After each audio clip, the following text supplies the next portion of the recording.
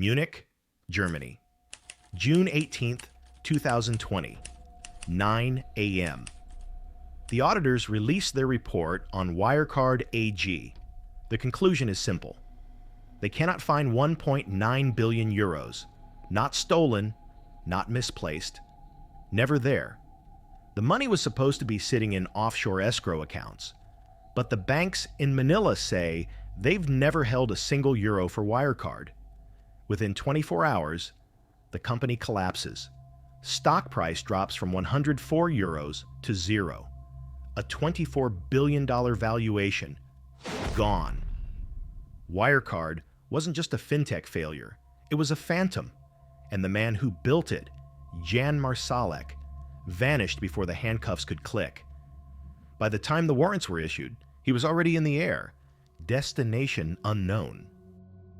To understand Wirecard, you need to understand the illusion. By 2018, it was the darling of European tech, valued higher than the oldest banks in Germany. The business model was simple. Wirecard acted as a middleman for high-risk merchants, online casinos, adult entertainment.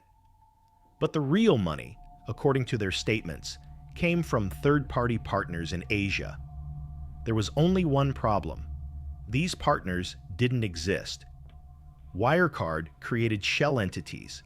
They printed invoices. They fabricated customer lists. They created entire transaction histories out of thin air. And everyone believed them.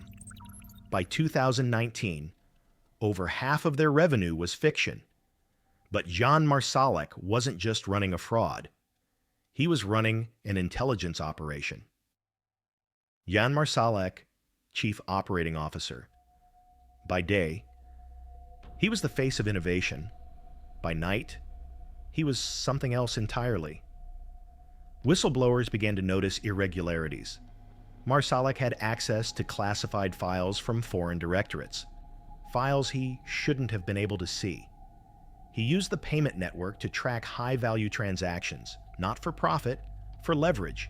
Every transaction created metadata, location, identity.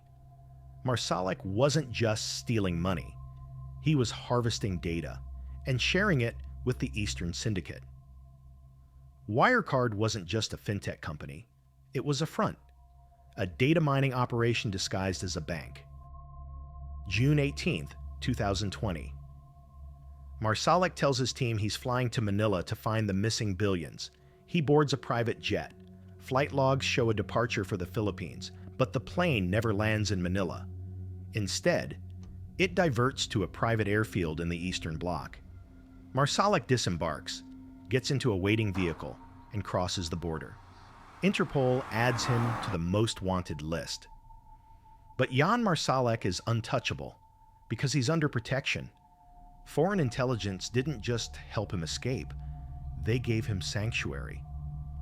Today, he remains a ghost. The 1.9 billion euros were never missing. They were never there.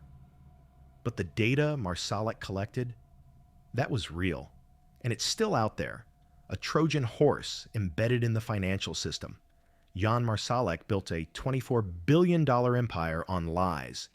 Then he sold the truth to the highest bidder. And when the walls closed in, he simply walked away. This case is ongoing. Subscribe to stay in the feed. This is Offshore Files, Case 009. Closed for now.